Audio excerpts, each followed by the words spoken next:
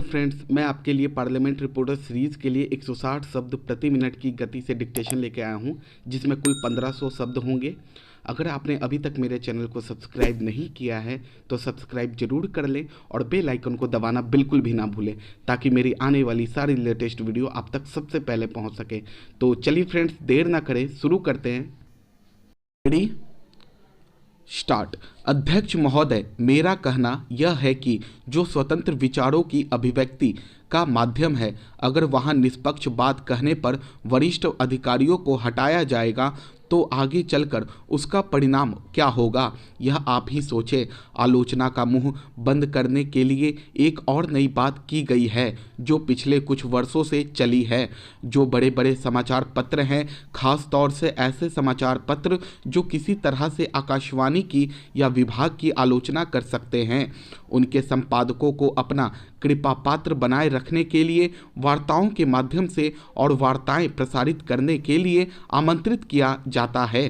Spotlight में भी आमंत्रित किया जाता है। अगर मैं भूल नहीं करता तो यह उत्तर सरकार का ही है कि जो सरकार ने दिया है। इसमें ऐसे व्यक्तियों की लिस्ट है कि जिनको ऐसे कार्यक्रम प्रसारित करने के लिए 100 रुपये से अधिक या 100 रुपये पारिश्रमिक दिया गया।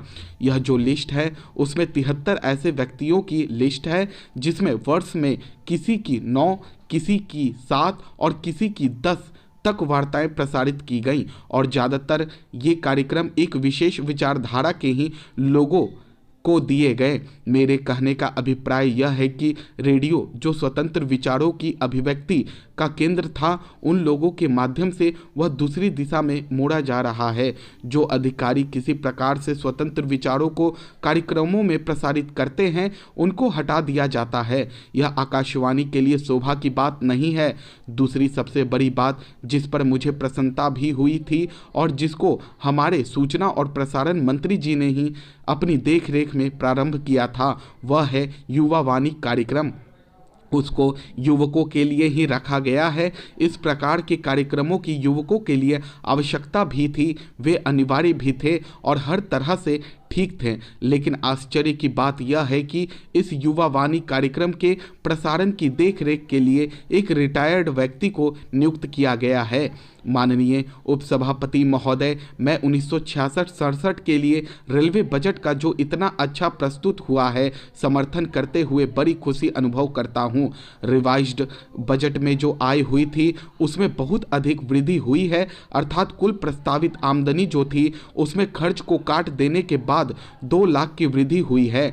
इस प्रकार कुल बजट जो है यह साबित करता है कि यह बजट प्रशंसनीय है। मैं इसके साथ साथ इस समय यह अवश्य कह देना चाहूँगा कि गत वर्ष पाकिस्तान के युद्ध के अवसर पर हमारे कर्मचारियों ने जो कार्य किया वह सराहनीय है और वे सब धन्यवाद के पात्र हैं।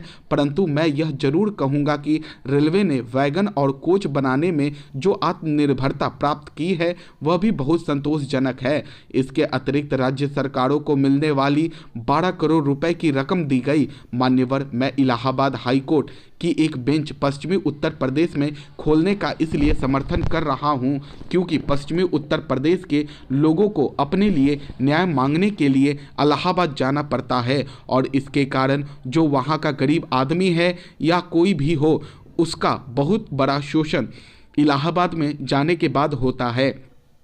पहले तो वहाँ के वकील अपनी इतनी अधिक फीस उससे मांग लेते हैं कि वह दे नहीं पाता है, और अगर वह फीस देता है तो उसके पास इतना भी पैसा नहीं बचता कि वह अपना जेब खर्च निकाल सके। वहाँ पर ठहरने के लिए और रिक्शा आदि के लिए उसके पास पैसा बाकी नहीं बचता।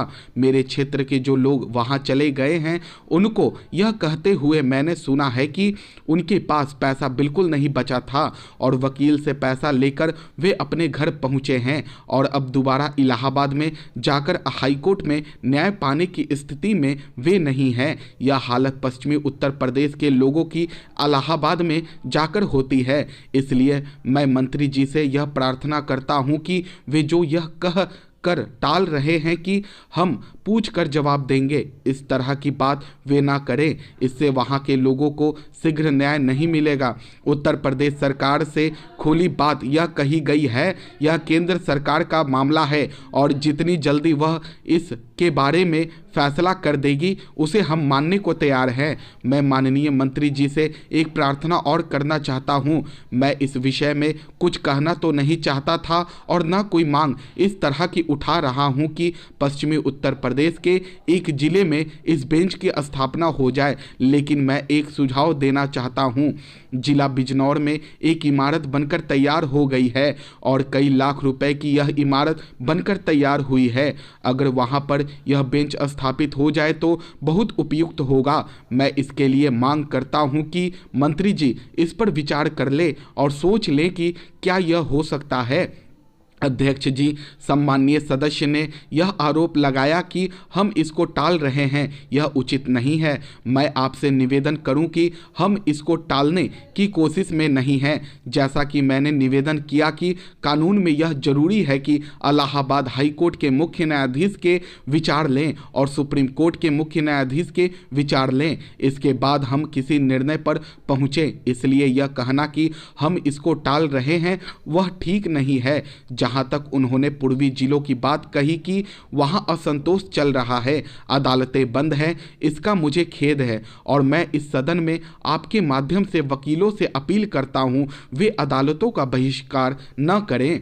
उपसभापति महोदय, जैसा कि कहा गया है कि संघ लोक सेवा आयोग एक बहुत ही महत्वपूर्ण संस्था है और हमारे देश की जो अखिल भारतीय सेवाएं हैं उसकी परीक्षा, साक्षात्कार और उसका चयन उसके हाथ में है। यही बात है कि यदि हमको स्वतंत्र रखना है तो इसके स्टेटस को भी कभी कायम रखना होगा।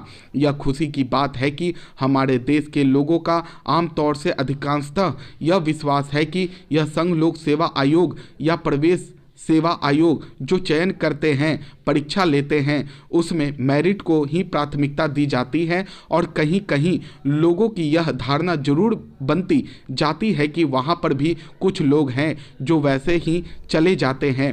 मैं चाहता हूँ कि इस तरह की धारणा नहीं होनी चाहिए। अभी हमारे एक मित्र ने उनके स्टेटस के बारे में बात कही। मैं उस बहस में नहीं जाना चाहता हूँ कि उनका स्टेटस मुख्य न्यायाधीश का हो, हाई कोर्ट के जज का हो या सचिव का हो, मगर यह बात सही है कि उनका स्टेटस ऐसा जरूर होना चाहिए ताकि बड़े से बड़ा अफसर उन पर भी कोई काम करने के लिए दबाव ना डाल सके, क्योंकि अगर हम मुख्य न्यायाधीश का स्टेटस बना दे तो वह इसी तरह का होगा जिस तरह की बात देश के अंदर बनती जा रही है।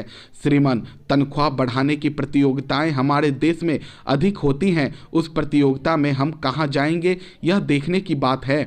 मुझे खुशी है कि जितने अनुसूचित जाति के हमारे विद्यार्थी हैं वे काफ़ी तादाद में अखिल भारतीय सेवाओं में आने लगे हैं। मैं आंकड़ों में ज़्यादा नहीं जाऊंगा। यदि आप देखें 1963 में जहां वे 56 की तादाद में थे, 1971 में 256 की तादाद में हो गए। इसी तरीके से जो अनुसूचित जनजाति के विद्यार्थी हैं वे भी 4 से बढ़कर 26 हो गए, जैसा कि मिर्था जी ने बताया। जबकि हम यह अनुसूचित जाति और अनुसूचित जनजाति कमिश्नर की रिपोर्ट पर चर्चा कर रहे थे कि सेवाओं में उनका अनुपात करीब करीब पूरा हो चुका है। मुझे इस कमीशन की रिपोर्ट पढ़कर खुशी हुई कि 25 से 45% अनुसूचित जाति के विद्यार्थी ऐसे हैं जो आम लोगों के साथ प्रतियोगिता करने में कामयाब हो रहे हैं और बाकी में थोड़ा बहुत स्तर नीचा करके ले लिया जाता है ताकि वे आगे चलकर अपने स्तर को ऊपर ला सकें। श्रीमान, इसमें बहुत सी चीज़ें हैं। ज़्यादातर सरकार ने इस लोक सेवा आयोग की सिफारिशों को माना है, मगर कहीं कहीं ऐसा भी देखने में आया है कि उनकी सिफारिशों को नहीं माना जाता है। श्रीमान, मैंने यह देखा कि इसके पृष्ठ 9 पर सरकार पहले कुछ स्थानों की सूचना देती है कि इतने स्थान रिक्त हैं, उसके बाद या तो स्थानों को बढ़ा दिया जाता है या उनको घटा दिया जाता है, जैसा कि इसके अंदर कुछ आंकड़े हैं। स्टॉप। दोस्तों, ये पार्लियामेंट रिपोर्टर सीरीज़ के लिए डिक्टेशन थी, 1500 वर्ड थे। आपको अगर ये वीडियो अच्छा लगे तो लाइक ज़रूर करें और कमेंट करना बिल्कुल भी ना भूलें। आप मेरे चैनल पर नए हैं तो चैनल को सब्सक्राइब जरूर कर लें और बेल आइकन को दबाना बिल्कुल भी ना भूलें ताकि मेरी आने वाली सारी लेटेस्ट वीडियो आप तक सबसे पहले पहुंच सके।